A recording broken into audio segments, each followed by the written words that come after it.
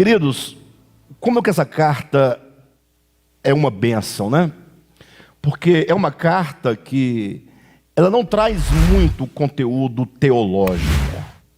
Não é uma carta que trabalha intensamente questões no sentido de apresentar as verdades nos seus aspectos minuciosos, no sentido da ortodoxia, como é o caso de Romanos, né? E o Romanos é uma carta extremamente densa no que diz respeito a explicar todo o Evangelho de Deus, as minúcias, as aplicações. Então essa carta de Tessalonicenses é uma carta mais simples. É uma carta que visa falar mais da organicidade da igreja, mais dos aspectos da relação, seja do crente com Deus, do crente com a palavra, seja dos próprios líderes para com a igreja, no caso específico aqui, dos apóstolos, ou do apóstolo Paulo e seus cooperadores para com a igreja. Ou seja, procura apresentar aqui o retrato de uma igreja sadia. E olha que falar de igreja sadia hoje em dia é muito complicado. A gente vive num tempo em que a saúde da igreja de Jesus Cristo, do corpo de Cristo enquanto uma expressão prática manifestada historicamente, é um tempo de muito equívoco, de relacionamentos espúrios, né? Não somente da liderança para com a igreja, porque não precisamos aqui apontar, mas vocês são testemunhas, vocês acompanham, vocês percebem como que hoje em dia existe aí muita liderança cujos objetivos e propósitos em relação à igreja não é o Evangelho de Jesus Cristo, não é a vontade de Deus, não visam, poderíamos dizer, a espiritualidade em si mesma, não se busca pelas coisas eternas, mas há propósitos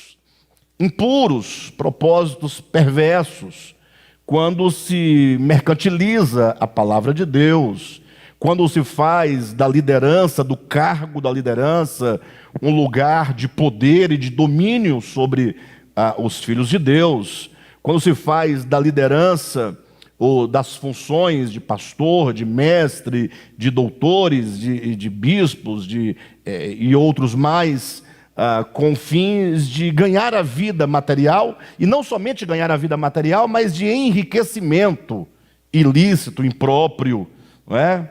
Como que exploram a fé das pessoas. Tem esse aspecto, ninguém pode negar. E a despeito de quão sinceros são os cristãos de um modo geral, não podemos fechar os olhos para o fato de que existe esse aspecto negativo na liderança da igreja, não em todas as igrejas, não todos os líderes, mas isso é algo muito notório, é algo muito patente, a ponto de você ter que procurar uma agulha no meio de um palheiro, como quem busca, poxa, olha aqui, nós vamos encontrar pessoas sinceras, que tenham propósitos sinceros, verdadeiros.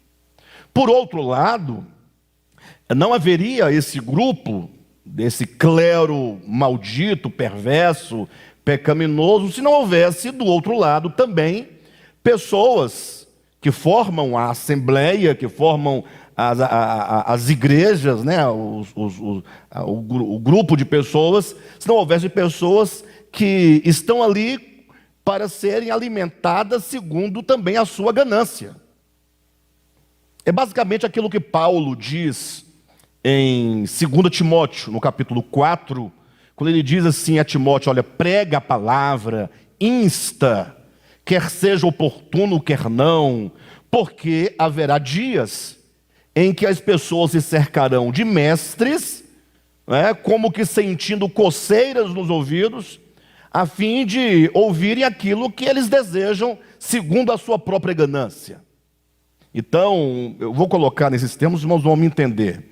Não haveria o crime do 171, de acordo com o nosso Código Penal, se não fosse a ganância daquele que é iludido e ludibriado.